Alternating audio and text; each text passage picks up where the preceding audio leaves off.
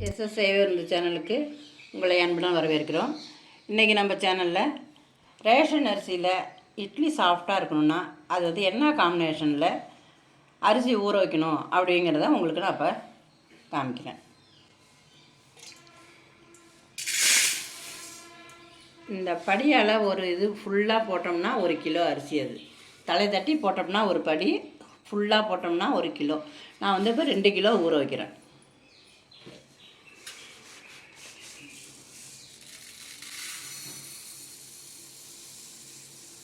Ration அரிசி, புழுங்கல் அரிசி நல்லா பார்த்துங்க. இதுக்கு வந்து அதே ரேஷன் அரிசி பச்சரிசி 1/4 படி, 8 பாகத்தில் 1 பாகம் பச்சரிசி. இதை வந்து நல்லா களைஞ்சிடணும்.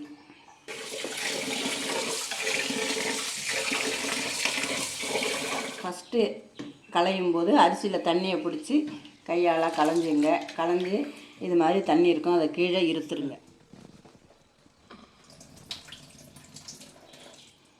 முதல் களையை களைஞ்சதுக்கப்புறம் அரிசி ஈரமாக இருக்கும் அப்படிங்கிறதுனால நல்லா வெறும் அரிசியை களைஞ்சிங்க. இன்னும் சுத்தமாக நல்லா களைஞ்சிக்கணும். 4 களை 5 களையை களைஞ்சிக்கணும். தண்ணி அப்படியே நுரைச்சிக்கிட்டு வரும், அந்த மாரிலாம் வரக்கூடாது. அதுமாரி பச்சை தண்ணியாகவே நம்ம ஊற்றுற தண்ணியாக இருக்கும்போது அது வரைக்கும் நம்ம களையணும் அந்த அரிசியை. இப்போ களைஞ்சிருக்கேன். இப்போ தண்ணி எடுத்துக்கலாம். இதுமாரி நுரை இருக்குது, இந்த நுரை வரக்கூடாது. இது இப்போ 2வது களையை தான் களையிறேன்.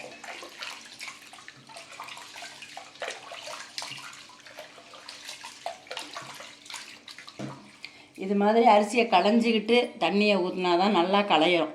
முன்ன அரிசியிலேயே தண்ணி ஊற்றினீங்கன்னா அது களைய முடியாது. ஃபஸ்ட்டு தான் அரிசியில் தண்ணி ஊற்றிக்கணும்.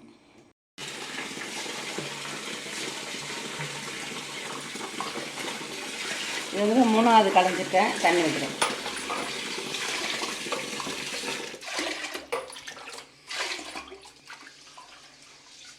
மூணாவது தண்ணியும் பாருங்கள் எப்படி இருக்குன்னு, அதே வெள்ளையாகவே இருக்குது. இந்த வெள்ளை மாறணும். அப்போ தான் அந்த அரிசி கடை அரிசி மாதிரியே நல்லா சூப்பராக இருக்கும். கலரும் மாறாது, வெள்ளையாகவே இருக்கும். இட்லியும் நல்லா சாஃப்டாக இருக்கும்.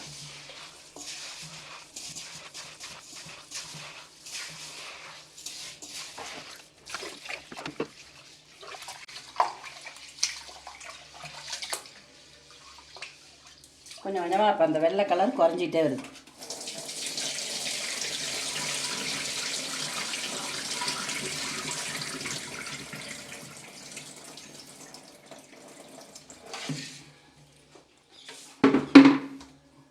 தண்ணி ஊற்றினா அப்படியே இருக்குது.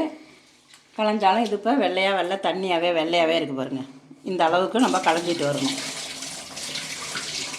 களைஞ்சி நல்லா ஒரு 5 மணி நேரத்துக்கு குறையாமல் இதை நான் ஊற வச்சிடணும் நல்லா. இப்போ அரிசி களைஞ்சாச்சு. அரிசி களையிறதுக்கு முன்னாடி இருந்ததுக்கும் களைஞ்சதுக்கப்புறம் இருக்கிறதுக்கும் எவ்வளோ வித்தியாசம் தெரியுதுன்னு பாருங்கள்.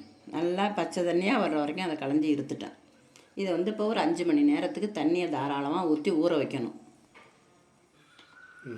தண்ணி வந்து இப்போ வெள்ளையாக இல்லாமல் தண்ணியாகவே இருக்குது. 5 மணி நேரத்துக்கு இதை தாராளமாக தண்ணி ஊற்றி 5 மணி நேரத்துக்கு அரிசியை ஊற வச்சிடணும். இப்போ ஊற வச்சாச்சு. இதுக்கு எவ்வளோ உளுந்து போடணுங்கிறத சொல்கிறேன். இது வந்து 1/4 கிலோ படி, இது 1 கிலோ படி. இதால் 4 சிண்டு போட்டாக்கா ஒரு இது இருக்கும். 1 கிலோ இதால் 8 சிண்டு இப்போ போட்டிருக்கேன். இதனால் 2, இதால் ஒரு இது 1/4 படி, அதாவது ஒரு 1/4 கிலோ பச்சரிசி போட்டிருக்கேன். 2 கிலோ அரிசிக்கு 1/4 கிலோ பச்சரிசி போட்டிருக்கேன். உளுந்து நான் வந்து வெள்ளை உளுந்து, உருட்டு உளுந்து வாங்கியிருக்கேன். நீங்கள் எப்போ உளுந்து வாங்கினீங்கன்னாலும் பழைய உளுந்து வாங்கிடாதீங்க, புது உளுந்தாக வாங்குங்க. அப்போ தான் அந்த புது உளுந்துக்கு தான் நான் போடுற காம்பினேஷன் இப்போ சொல்கிறேன். 8 பங்கு அரிசிக்கு இதை பாருங்கள், ஒரு இதுதான் உளுந்து போட்டிருக்கேன். அவ்வளோதான்.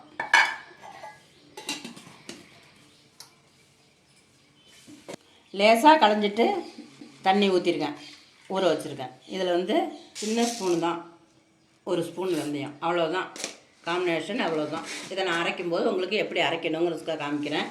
இதுவும் அந்த 5 மணி நேரம் ஊறும்போது அதே அளவுக்கு இதுவும் ஊற வச்சுருவேன்.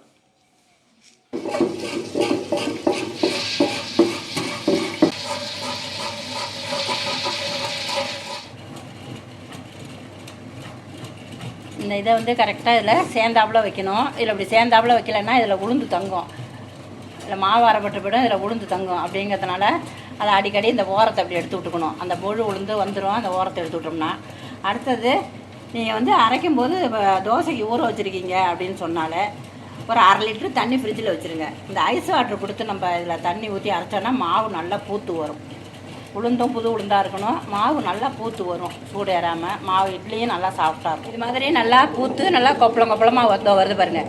இது மாதிரி வரும், வந்து அப்படியே உடையும். அது மாதிரி சமயத்தில் நீங்கள் மாவை வழித்து போட்டிங்கன்னு சொன்னால் இட்லி நல்லாயிருக்கும். இப்படி மாவை அப்படி எடுத்திங்கன்னா மாவு வந்து வெயிட்லெஸ்ஸாக தெரியும். பாருங்க கொப்பளம் எத்தனை கொப்பளம் வந்து அப்படியே உடையுதுன்னு, அது வந்து மாவு பூத்துருக்குன்னு அர்த்தம். அதுக்கு உடையுது பாருங்க, இது மாதிரி உடையணும். கரெக்டாக 40 நிமிஷம் ஓடிச்சுன்னு சொன்னாக்கா இது மாதிரி வரும். தண்ணி ரொம்ப ஊற்றாமல் ஓரளவு தேவையான அளவு ஊற்றுங்க. அதிகமாக தண்ணி இல்லாமல் மாவு அப்படி கையில் தூக்கணும், அப்படி இருக்கணும், அப்படி விழணும் மாவு. அதுமாரி இருந்தால் தான் இட்லிக்கு நல்லாயிருக்கும். இப்போ மாவை எடுத்துடலாம். நீங்கள் மாவை எடுக்கும்போது மாவு கொஞ்சமாக இருக்குன்னு சின்ன பாத்திரத்தில் எடுக்காதீங்க, நல்லா பெரிய அகலமாக இருக்கிற பாத்திரத்தில் எடுத்து, அப்போ தான் உங்களுக்கு நல்லா கரைக்கிறதுக்கு நல்லா வரும், மாவு தங்காமல் கரைக்கலாம். நான் அதனால் பெரிய பாத்திரத்தில் தான் எடுத்து நான் கரைக்கிறேன். கரைச்சி வேறு ஏனத்தில் ஊற்றி, சின்ன ஏனத்தில் 2 எடுத்து ஊற்றி வச்சுக்கணும். ஒட்டை வடித்து வச்சாச்சு. அடுத்தது அரிசியை போட்டுக்கணும். அரிசி அப்படி போடும்போது கொஞ்சமாக அப்படி தண்ணி ஊற்றிங்க. அப்படிலாட்டி அரிசி எல்லா அரிசியும் போய் குடக்கட்டில் உள்ளார போயிட்டு குழையிட்டு மேலே வந்துடும்.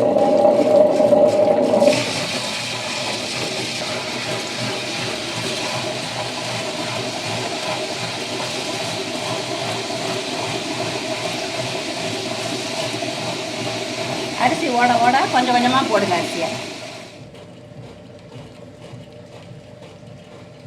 இது மாதிரி இந்த அளவு நைஸாக நல்லா வெண்ணெய் இருக்கிறவள அரைச்சி வழிச்சிக்கணும். இது இப்போ அரைப்பட்டது போகிறோம், வழிச்சிக்கலாம்.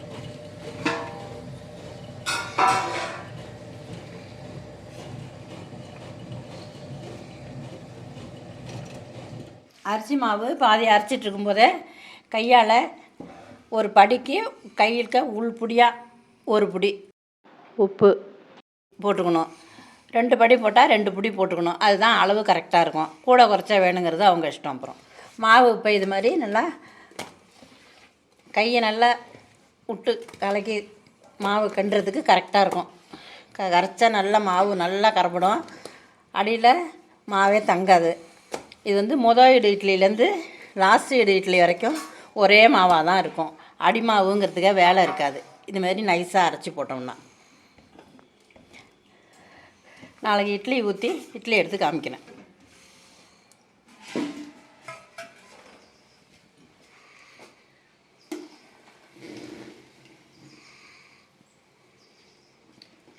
இவ்வளோவுக்கு ஊற்றி வச்சிங்கன்னா போகிறோம். இது வந்து நல்லா மாவு பொங்கி வந்துடும்.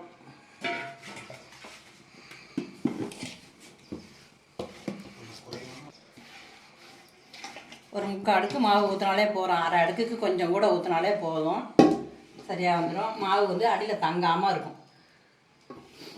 மாவு நிறைய ஊற்றி வச்சிங்கன்னா மாவு பொங்கி கீழே போய்டும்.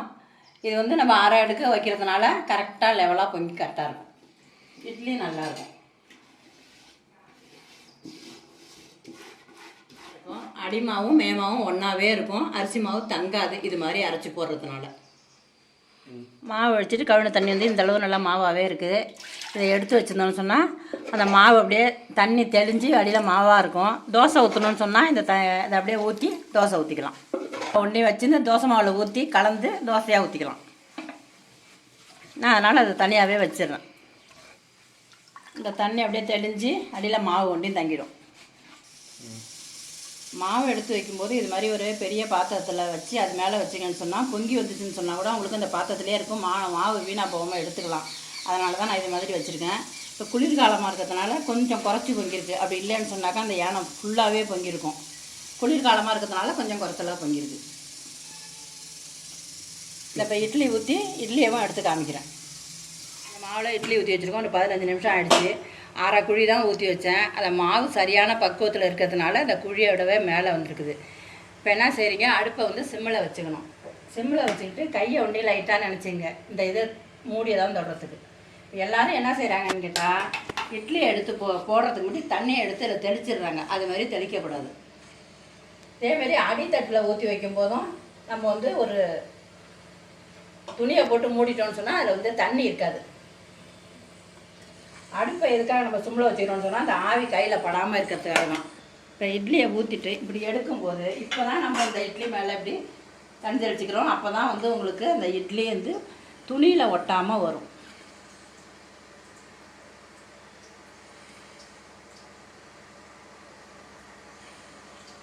அப்படி இல்லைன்னா பாதி இட்லி வந்து துணியிலேயே உங்களுக்கு ஒட்டிக்கும்.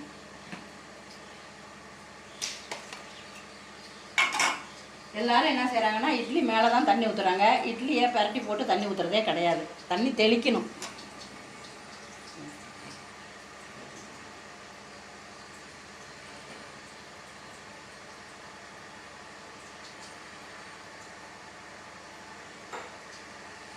இந்த இட்லி துணியில் இட்லியே ஒட்டல பாருங்கள். இந்த இட்லியை பாருங்கள், அப்படியே வெயிட்டே இருக்காது. அவ்வளோ மெலிசாக இருக்கும். இட்லி வந்து வெயிட்டே இருக்காது. அதே மாதிரி நம்ம இட்லி ஊற்றி வைக்கும்போதும் முன்னாடி தண்ணியை எடுத்து இந்த குழியில் இப்படி வச்சுக்கணும். லேசாக ஊற்றக்கூடாது. தண்ணியில் லேசாக அப்படி தொட்டுக்கணும். அரை குழி தான் ஊற்றுறோம் பாருங்கள். இப்படியே விட்டுருணும். இதை வந்து என்ன செய்கிறாங்கன்னா எல்லோரும் இப்படி வச்சு இப்படி ஊற்றி இப்படி இப்படி இப்படி இப்படி வச்சு அமைக்கிறாங்க இட்லி. அது மாதிரி செய்யக்கூடாது. சரியான பக்குவத்தில் மாவு அரைச்சிட்டாங்கன்னு சொன்னால் ஊற்றி அப்படியே விட்டுடணும்.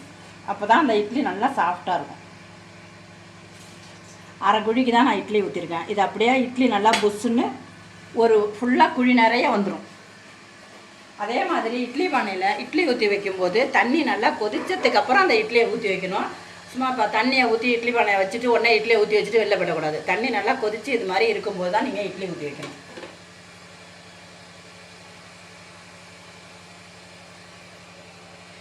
அதே மாதிரி இந்த துணியை வச்சு மூடி வச்சிடணும். அப்போ தான் உங்களுக்கு வந்து இந்த மேத்தட்டில் இருக்கிற வேர்வை தண்ணி இதில் படாமல் இருக்கும். இட்லி மேத்தட்டு இட்லியும் அடித்தட்டு இட்லியும் ஒன்றாவே இருக்கும்.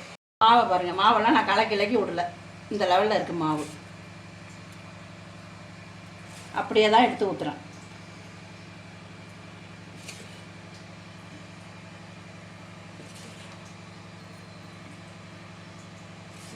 இல்லை மாவை ஊற்றி இப்படி இப்படி வச்சு அமுக்குவாங்க. அது மாதிரிலாம் செய்யக்கூடாது. இட்லி பக்குவமாக வரணுன்னா இது மாதிரி தான் வைக்கணும். இந்த தட்டை இதில் வைக்கும்போது இந்த இட்லிக்கும் நடுவால் இந்த இட்லி இப்படி இருக்கிறாப்புல வைக்கணும்.